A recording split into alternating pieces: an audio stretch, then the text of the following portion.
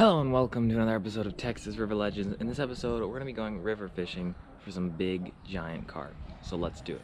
First thing I noticed is the fact that there's weeds. Like it is choked by weeds.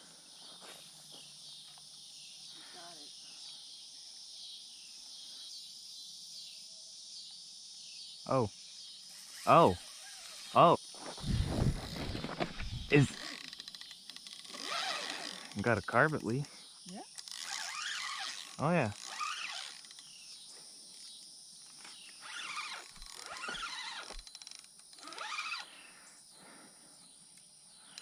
Could you maybe get the net? I sure will.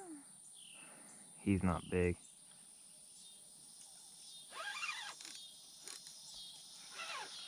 It's a nice carp.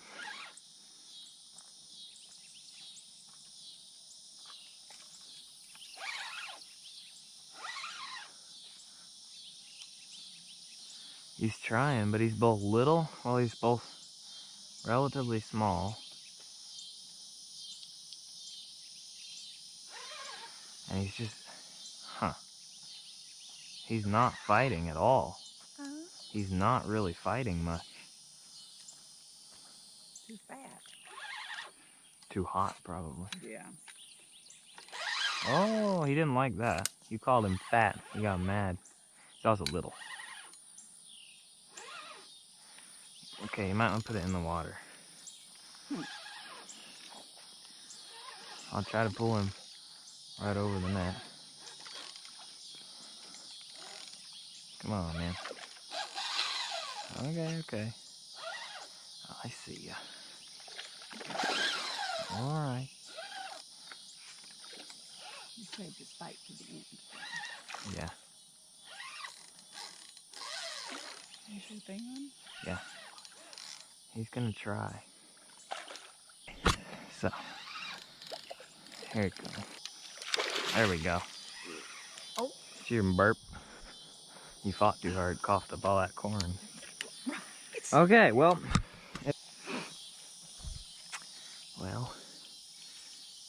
he's not exactly huge. He's a catch. He's a catch. Let's get him unhooked.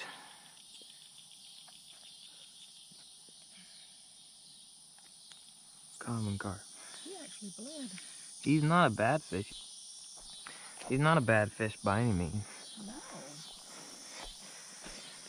Gave me a good fight. Yeah, I needed a shower. Thanks, bud. Later, fish. No, I love catching those fish, though. They fight so hard. I was actually fishing a very basic rig. I had simply a size 2 octopus hook, which is a good size for carp, a few pieces of sweet corn, and a split shot. I was using 20-pound braid. I've probably caught him before. He's like, oh, that's that crazy kid with the GoPro and the corn. He just needs a video. Right? He'll let us go. I was just using corn, and it took forever. I saw him kind of tapping at it.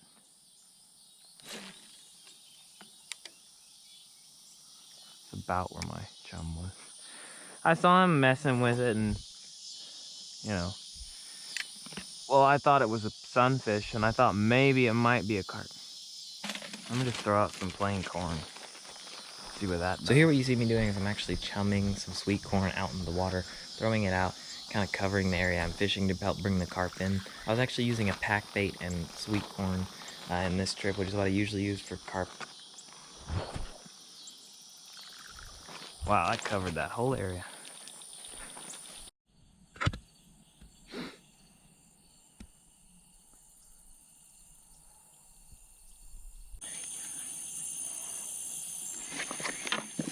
Holy mackerel.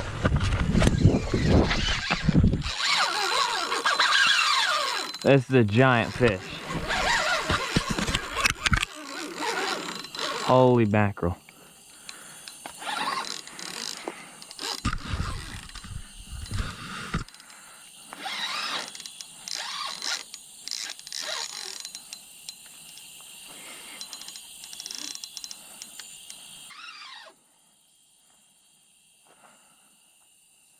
This is a huge fish.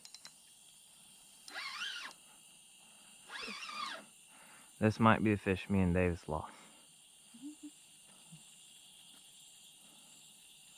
I haven't even seen it yet. Is it even as big as I think it is? He just got outside. I think it's either bigger than we think, or it's a heck of a fighter. Come on. No, come on. Come on. Come on. Come on. Yes. Chill out, dude. I won, alright?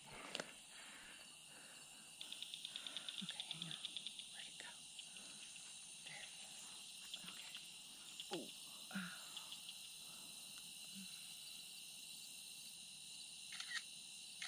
There he is. Okay. Cool. How much is he bleeding?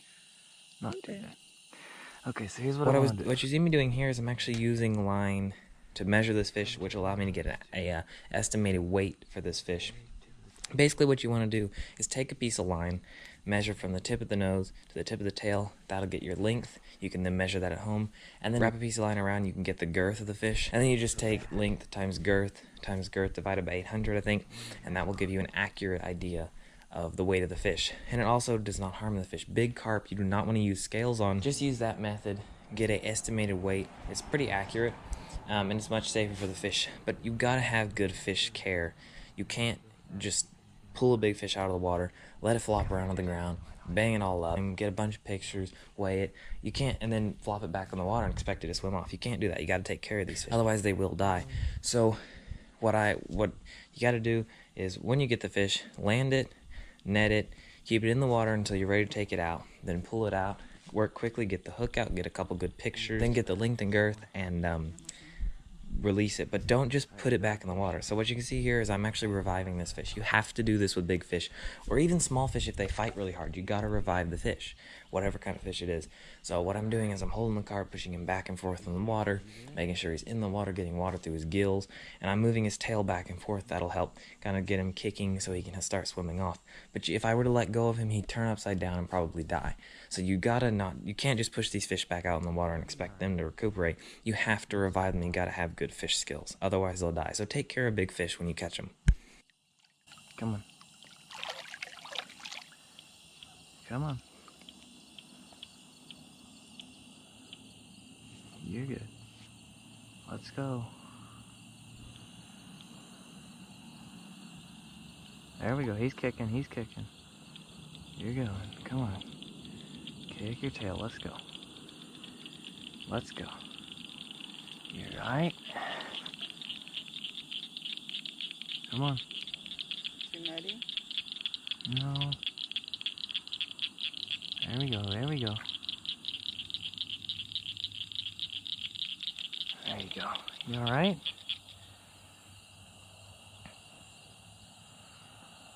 He's working on it.